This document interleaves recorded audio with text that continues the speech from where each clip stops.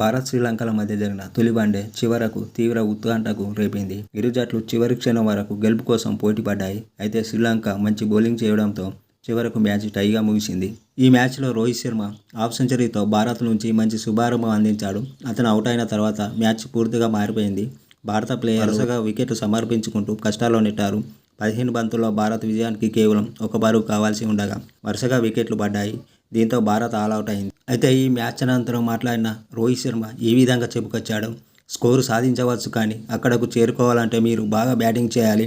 ప్రారంభం బాగానే ఉంది, ఆ తర్వాత వికెట్లు కోల్పోయాము, కానీ మళ్ళీ గేమ్లోకి వచ్చాము. కేఎల్ రాహుల్, అక్షర్ పటేల్ పార్ట్నర్షిప్తో గెలుపు ముంగిటకు వచ్చాము, కానీ ముగింపు కాస్త నిరాశపరిచింది.